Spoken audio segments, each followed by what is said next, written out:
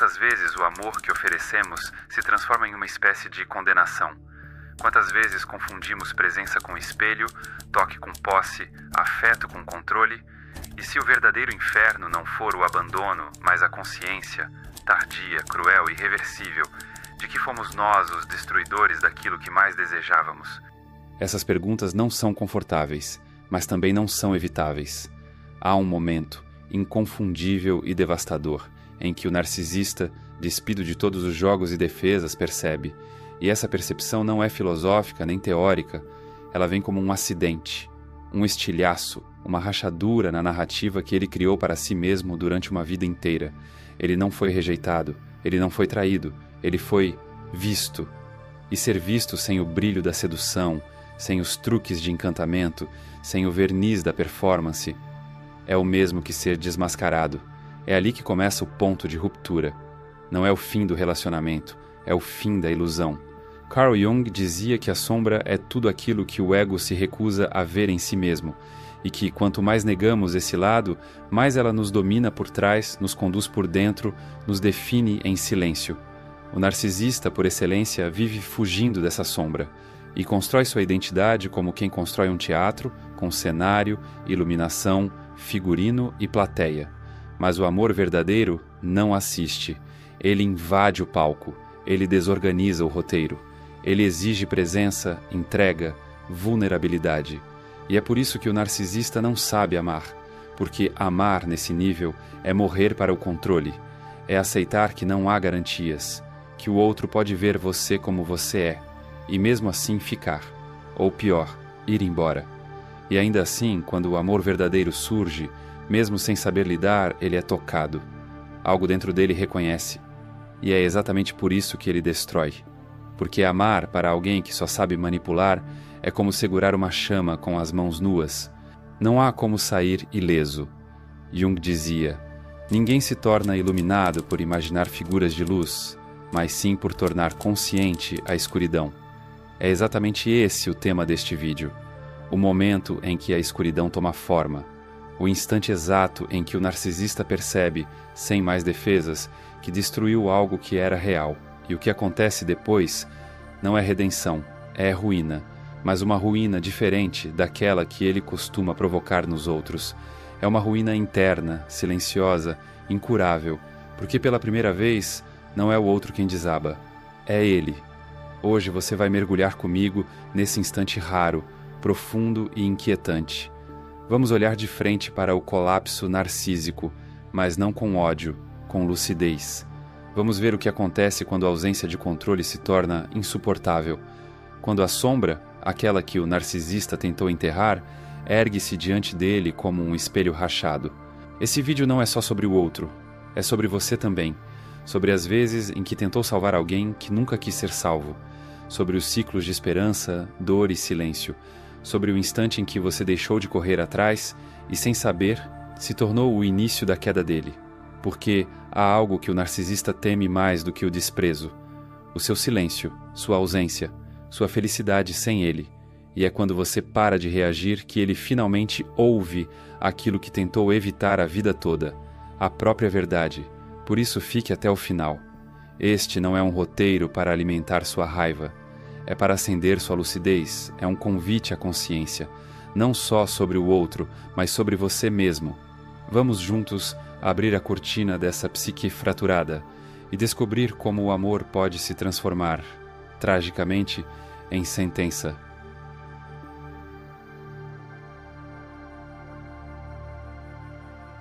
Existe um tipo de perda que não vem acompanhada de lágrimas, nem de gritos, nem de despedidas dramáticas. É uma perda seca, silenciosa, metafísica, uma ausência que não dói no corpo, mas na alma, e que não acontece no momento em que o outro vai embora, mas no exato instante em que a verdade irrompe como uma rachadura dentro do próprio ego. Esse é o momento que o narcisista mais teme. Não é o abandono, não é o desprezo, é a consciência de que ele não foi vítima do desamor, mas autor da destruição. De que o amor não se esvaiu por acaso, mas foi exilado pela própria incapacidade de recebê-lo.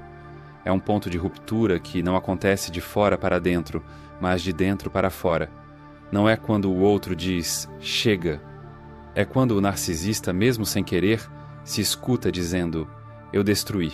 E essa frase, mesmo se nunca dita em voz alta, ecoa como uma sentença. É uma percepção que não chega com beleza, mas com pavor, porque ela desarma todas as narrativas anteriores.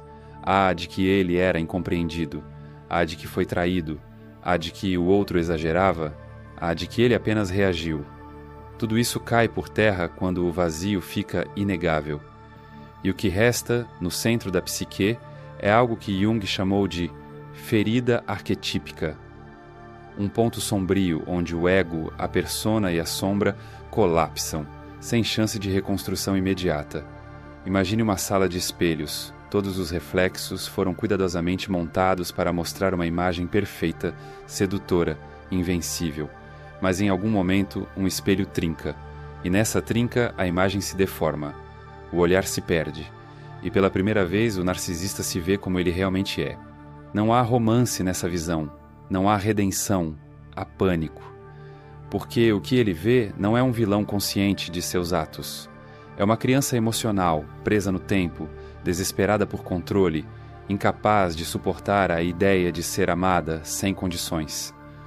Jung escreveu que tudo o que não enfrentamos em nós mesmos encontraremos como destino.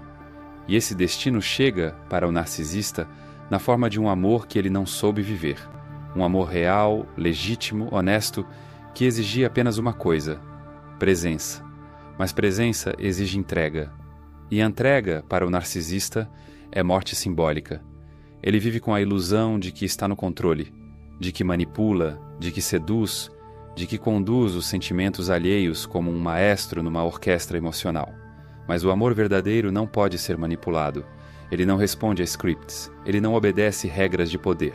E é por isso que o narcisista destrói, porque no fundo ele sente que não saberia o que fazer com algo que fosse real. Ele saberia lidar com jogos, com dramas, com ciclos de rejeição e retorno, mas com um amor estável, calmo, presente, isso o desarma. Ele precisa controlar para sentir que existe, mas o amor não se submete. Então ele sabota. Primeiro com pequenas críticas, depois com ausências silenciosas, com promessas quebradas, com sarcasmo disfarçado de humor, com elogios que carregam veneno, até que o outro se afasta, e ele, num primeiro momento, interpreta isso como confirmação de sua teoria. Está vendo? Ninguém fica, mas o tempo passa. O eco do outro permanece, não como saudade romântica, mas como uma inquietação no inconsciente, como se algo dentro dele sussurrasse, noite após noite. Você destruiu o único amor que não era uma farsa, e esse sussurro vai crescendo, vai invadindo os sonhos, os silêncios, os dias comuns. Ele tenta ocupar o espaço com novas pessoas, busca distrações, volta a usar as mesmas máscaras com novos rostos, mas algo mudou. Algo foi perdido, e não é o outro. É a possibilidade de ser alguém melhor naquele amor. Aquele relacionamento, por mais turbulento, ofereceu a chance de verdade. E ele, assustado com a luz, correu de volta para a sombra. É aqui que a tragédia junguiana se revela com força total, porque a sombra não é apenas o mal que escondemos, é também o bem que negamos em nós mesmos por medo de não sabermos lidar. E esse amor, por mais que o narcisista tente reescrever a narrativa, foi um portal para o que poderia ter sido, mas não foi. Ele não perdeu uma pessoa, perdeu a chance de se transformar, e talvez isso doa mais do que qualquer abandono, porque agora ele sabe, mesmo que nunca admita, não foi o mundo que me sabotou, não foi o outro que falhou, fui eu quem destruiu o que era real, e o pior, não posso mais voltar.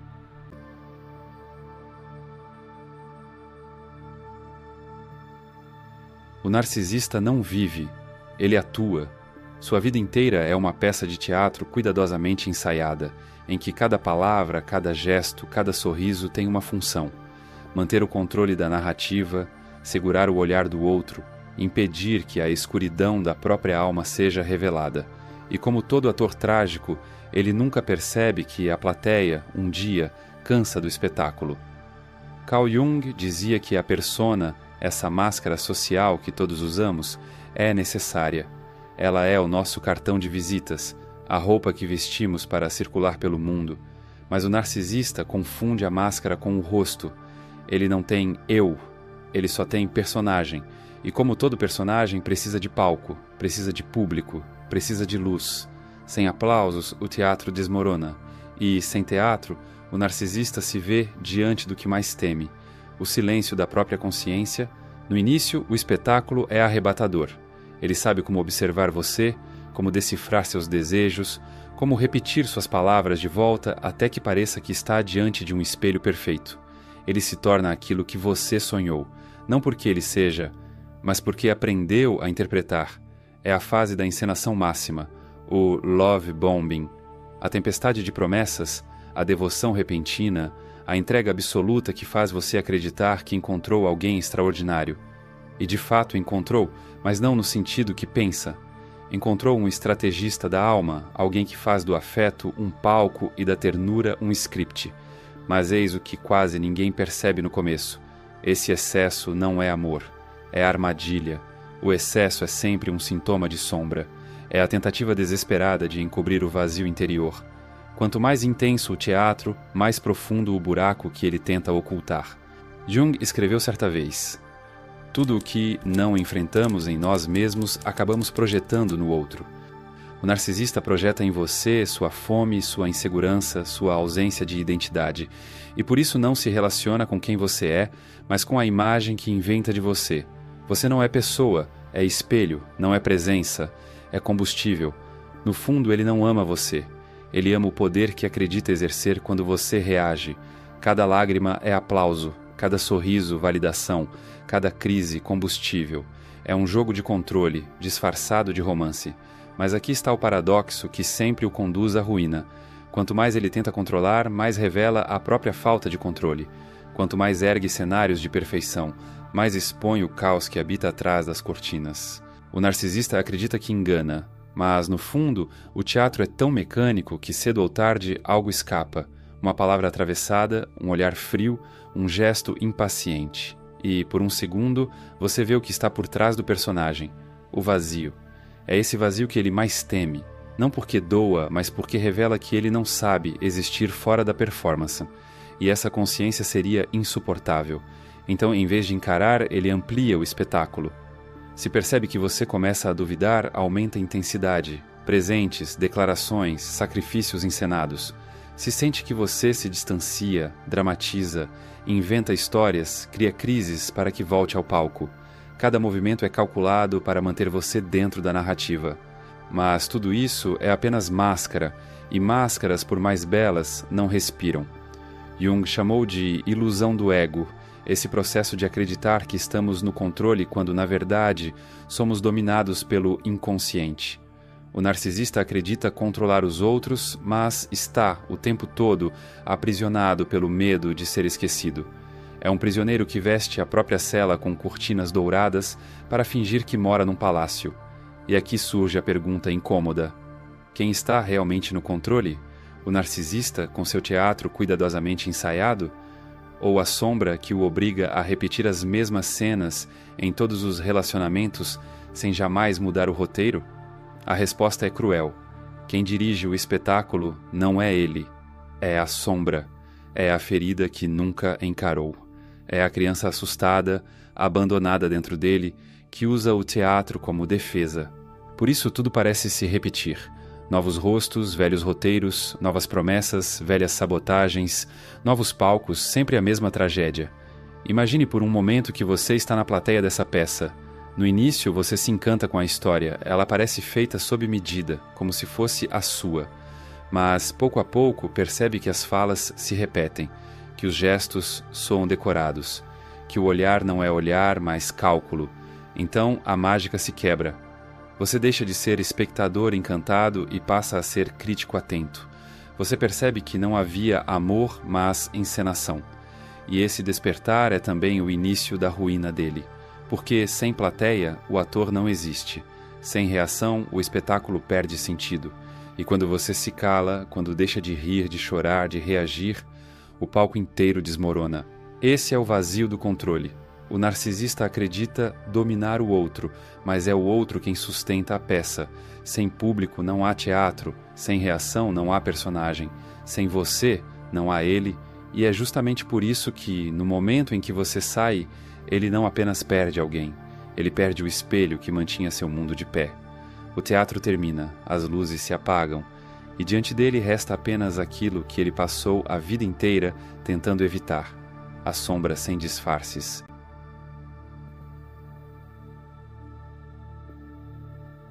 O silêncio é um fenômeno estranho. Ele pode ser calmaria, pode ser cura, pode ser contemplação, mas também pode ser tortura, pode ser vazio, pode ser condenação. Na vida do narcisista, o silêncio nunca é neutro. Ele o utiliza como arma, como estratégia, como manipulação. Silencia para punir, silencia para criar ansiedade, silencia para forçar você a se questionar. O que eu fiz de errado?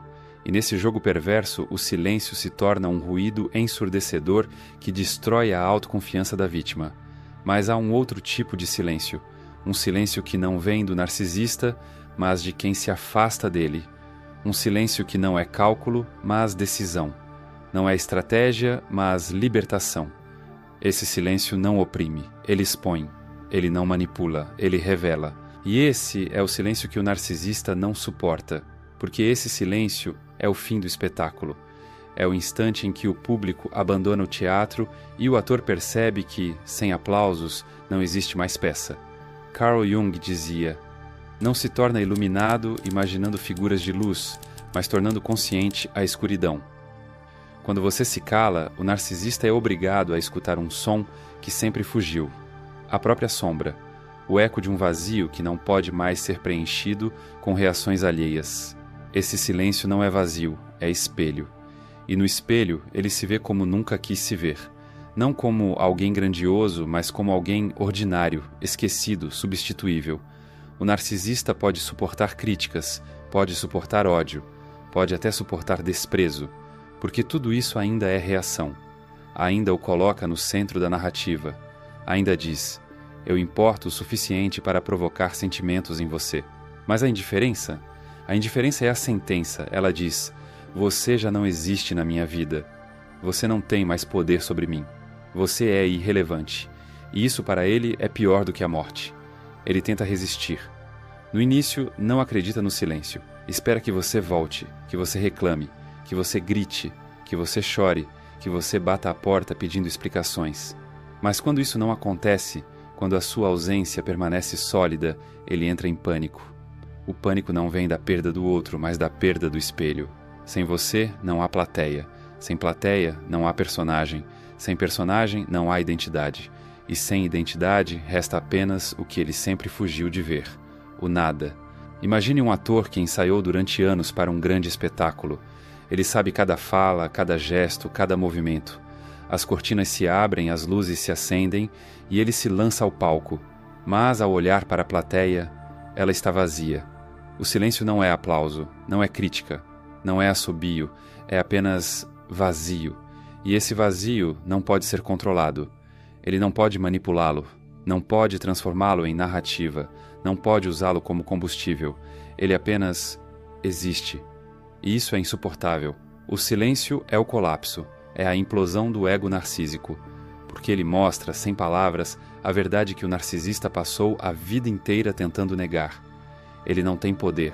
O poder estava sempre no outro. O controle era sempre ilusão. A máscara sempre frágil, o amor sempre sabotado. E o mais cruel: agora é tarde demais para mudar. O amor que ele destruiu não volta. A plateia que ele perdeu não retorna. A peça que encenou já não tem reprise. Na psicologia junguiana, esse momento pode ser descrito como o retorno da projeção. Durante todo o relacionamento, o narcisista projetou no outro aquilo que não queria ver em si mesmo. Fez do outro um palco para encenar sua própria dor. Mas, quando o silêncio chega, a projeção se dissolve. E o que resta é apenas ele diante de si mesmo sem escapatória. E o que ele vê é assustador. Não um monstro, mas um vazio. Não um herói, mas um ator sem público. Não um amante, mas alguém incapaz de amar. Esse confronto com a própria impotência é o verdadeiro ponto de ruptura. Não é quando você chora, não é quando você implora, não é quando você o acusa, é quando você silencia, quando o palco desmorona, quando o espelho quebra, quando a sombra se torna visível. E aqui está a ironia. Ele passou a vida inteira usando o silêncio como arma contra você, mas, no fim, é o seu silêncio que se torna a arma mais poderosa contra ele. Não porque destrói, mas porque revela. Revela que ele não tinha poder algum. Revela que todo o controle era ilusão. Revela que o amor que ele desprezou não volta mais. Revela que, no fim, ele está só. E não há teatro que possa encobrir essa solidão. Não há máscara que resista a essa ausência. Não há manipulação que reverta a indiferença. Esse silêncio não é vingança, é libertação. É a declaração final de independência. Eu não preciso mais de você. Eu não vou mais dançar nesse palco. Eu não sou mais espectador da sua sombra. E quando você chega a esse ponto, algo extraordinário acontece. O narcisista implode. Não por ódio, mas por vazio. Não porque você o destruiu, mas porque ele finalmente percebeu que destruiu a si mesmo. Esse é o silêncio que grita. O grito mais alto não é o que sai da boca, mas o que se recusa a sair. Não é a explosão, mas a ausência dela. Não é o confronto, mas a desistência. Não é a guerra, mas a paz, porque essa paz não é o que ele esperava. É a sua maior derrota. O silêncio é o fim do teatro, é o fim da manipulação, é o fim da ilusão, mas também é o começo de algo novo para você. O começo da sua liberdade, o começo de uma vida sem o peso de ser plateia, o começo de uma história em que o protagonista é você, não ele. A vida do narcisista é uma obra de teatro contínua, um espetáculo sem intervalo, sem bastidores, sem descanso. Ele não é. Ele representa. E como todo ator, vive do olhar do público. O olhar do outro é a única prova de sua existência. Mas há um momento em que a peça racha. Um momento inevitável em que a máscara não apenas escorrega, ela cai. E quando cai, não há como recolocá-la. Esse momento não chega de forma grandiosa. Não é uma explosão. Não é um desfecho dramático. Ele chega como uma infiltração silenciosa, um detalhe fora de lugar, um gesto automático que revela a verdade. Você, que esteve ao lado dele, começa a perceber. A mesma frase repetida como um disco arranhado. O mesmo olhar vazio atrás de um sorriso ensaiado. A mesma reação mecânica a situações diferentes. E de repente, você sente. Não é real. Carl Jung dizia: a persona é o que alguém não é, mas o que deseja que os outros pensem que é. O narcisista construiu essa persona como uma armadura brilhante. Ele estudou gestos, copiou emoções, imitou desejos, espelhou sonhos. E você acreditou. Quem não acreditaria? A máscara foi feita sob medida para seduzir. Mas máscaras não respiram. Elas sufocam. E cedo ou tarde o peso se torna insuportável. A fissura aparece. E atrás dela não há nada além daquilo que sempre esteve escondido. A sombra. O encontro com essa sombra é aterrorizante. Não apenas para ele, mas também para você. Porque você se vê diante da constatação dolorosa de que o que amava não existia. Você não amava uma pessoa. Amava um personagem. Não amava um coração. Amava uma performance. E isso rasga a alma de um jeito que palavras não descrevem. Porque não se trata apenas da perda de alguém. É a perda de si mesmo, da versão sua que acreditou, que se entregou, que projetou esperança naquela ilusão. O narcisista, por sua vez, também é atingido, não porque se importa com sua dor, mas porque perde o controle da narrativa. Ele percebe que a máscara caiu não apenas para você, mas também para ele mesmo. E o que ele vê é insuportável. Um ser vazio, sem consistência, incapaz de sustentar intimidade verdadeira. Não um vilão poderoso, mas uma criança apavorada, sempre em fuga de si mesma. Jung escreveu: ninguém pode se tornar consciente sem dor. As pessoas conseguem suportar apenas uma pequena dose de verdade. E aqui está a tragédia. O narcisista não suporta nem essa pequena dose. A máscara cai, a sombra aparece, mas ele não a integra. Ele foge, sabota, ataca, destrói. É como se estivesse diante de um espelho rachado. Em vez de olhar seu reflexo partido e aceitá-lo, ele prefere quebrar o espelho inteiro. É mais fácil destruir do que reconhecer. É mais confortável culpar o outro do que admitir a própria falência. E você? Você assiste a essa queda de máscara com um misto de horror e clareza. É doloroso, mas também libertador. Porque uma vez que você viu o que há por trás, não pode mais acreditar na ilusão. Esse é o verdadeiro fim. Não o fim oficial do relacionamento, mas o fim da magia, o fim da hipnose. Quando você percebe que o amor que sentiu foi manipulado, quando entende que nunca houve reciprocidade, o laço se desfaz por dentro. E o narcisista sabe disso. E é isso que o apavora, porque para ele a máscara era tudo. Sem ela não há identidade. Sem ela não há narrativa. Sem ela ele não é ninguém. É por isso que luta desesperadamente para recolocar a peça no lugar. Promessas tardias, declarações inflamadas, tentativas de reviver a encenação inicial. Mas tudo soa falso, tudo soa repetido, tudo soa morto. E você já não reage. E é aí que o desespero dele se instala. Porque ele percebe, com horror, que a máscara não apenas caiu, ela foi esmagada pela sua indiferença. A queda da máscara é o encontro com o real. Um real insuportável para ele, mas essencial para você, porque é nesse instante que você deixa de amar a ilusão e começa a amar a si mesmo. Jung dizia que o encontro com a sombra é doloroso, mas também transformador. Para o narcisista é dor sem transformação. Para você é dor que liberta. Você percebe que não perdeu alguém. Perdeu apenas um teatro. E ao perder esse teatro, recuperou sua vida. Esse capítulo termina com uma imagem. Um palco vazio. A cortina caída, o ator sem personagem. O público de pé saindo em silêncio. E no meio desse cenário, um eco ressoa. A verdade que ele nunca quis ouvir. A máscara caiu. E eu não tenho mais onde me esconder.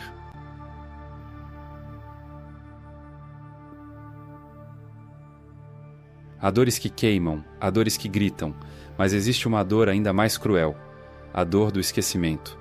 Porque ser esquecido não é apenas deixar de existir para o outro, é perceber que nunca se foi essencial. E para o narcisista, cuja identidade depende da reação alheia, ser esquecido é mais devastador do que qualquer abandono. O narcisista pode suportar o ódio, ele pode tolerar críticas, insultos, até mesmo a rejeição explícita. Tudo isso ainda é prova de que importa. Ainda é energia, ainda é vínculo, ainda é combustível, mas quando o outro já não reage, quando a vida segue em frente, quando o silêncio se torna definitivo, a realidade desaba. Ele nunca foi indispensável. Jung dizia: nada é mais assustador do que confrontar a si mesmo. E é exatamente isso que o esquecimento impõe. Sem o outro para espelhar, sem plateia para validar, sem reação para nutrir o ego, o narcisista é forçado a olhar para dentro. E o que encontra é o que sempre tentou enterrar. Um abismo de vazio, de insegurança, de medo de não ser nada. Esse é o momento em que o amor perdido deixa de ser apenas uma lembrança e se transforma em sentença. O narcisista percebe que não apenas perdeu alguém, mas destruiu a única chance de ter vivido algo real. E o real, quando perdido, não retorna. Não há máscaras que possam ressuscitá-lo. Não há promessas que possam reconstituí-lo. O amor verdadeiro, quando é traído, morre. E esse cadáver assombra para sempre. Pense em uma prisão invisível. Não há grades, não há guardas, não há correntes, mas ainda assim é impossível escapar. Essa é a prisão do narcisista após a perda. Ele continua vivendo, sorrindo, atuando, buscando novos alvos, novos espelhos, mas por trás de cada nova conquista existe a lembrança secreta, sufocada. Eu já tive algo real, eu o destruí, e nunca voltará. Esse é o tipo de lembrança que não se apaga. É como uma tatuagem psicológica gravada à força no inconsciente. E o mais cruel, essa marca não é feita de imagens, mas de ausências. Não é um rosto que ele recorda, mas um vazio. O vazio daquele que já não está. O vazio do silêncio que não responde. O vazio do esquecimento que não negocia. Há uma ironia trágica nesse ponto. O narcisista passou a vida inteira usando o amor como espetáculo, manipulando, seduzindo, controlando. Mas, quando encontra um amor verdadeiro, raro, profundo, legítimo, ele o trata como trata todos os outros, como palco. Só que o amor verdadeiro não é palco, ele é espelho, e esse espelho não mente. O narcisista, ao destruir esse amor, não apenas perde o outro, perde a si mesmo, porque foi visto, de verdade, sem máscara, e mesmo assim não soube permanecer. Esse fracasso não pode ser apagado. Ele pode recalcar, pode fugir, pode se distrair com novos corpos, novas promessas, novas ilusões. Mas no silêncio da noite, quando a máscara escorrega e não há plateia, o sussurro retorna. Você destruiu o que era real, e agora não resta nada. Jung afirmava que a sombra, quando não é integrada, se vinga. Ela retorna como destino, como repetição, como compulsão. E é isso que acontece aqui. O narcisista tenta reencenar o mesmo roteiro em novos relacionamentos, mas nunca mais é igual, porque agora há uma ferida aberta, uma memória que o persegue. O amor perdido não é apenas passado, é acusação constante. É o tribunal invisível diante do qual ele é julgado todos os dias. E o veredito é sempre o mesmo: culpado. O esquecimento é a pena mais cruel, porque o esquecimento não dá chance de retorno, não abre espaço para barganha, não permite ensaio de redenção. Ele simplesmente dissolve, apaga. E o narcisista, que se alimentava de presença, é condenado à ausência. Ele não teme ser odiado, ele teme ser apagado. Odiado ainda existe, esquecido nunca existiu. E essa é a morte psíquica. Viver como se fosse invisível, como se cada gesto não tivesse mais eco, como se sua história tivesse sido arrancada do livro da vida do outro. Aqui está a tragédia final.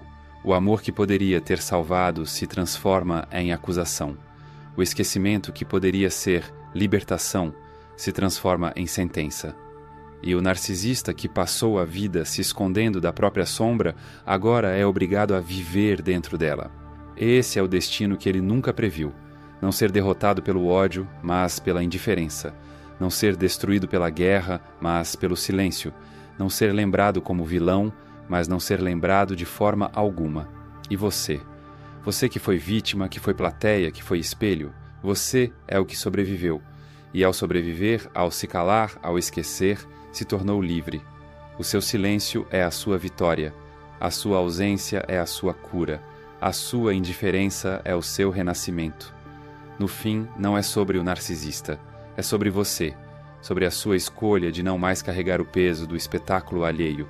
Sobre a sua decisão de viver sem precisar reagir a manipulações, sobre a coragem de deixar morrer aquilo que nunca foi amor para poder viver aquilo que realmente é. O narcisista continuará tentando, buscará novos espelhos, novos palcos, novas plateias, mas nada disso mudará o fato de que, em algum lugar profundo, ele já sabe. O amor verdadeiro não volta, e ele nunca mais terá a chance de encontrá-lo, e essa é a tragédia final. O amor que poderia redimir se torna a maior condenação, e o esquecimento é a morte psíquica da qual não há fuga.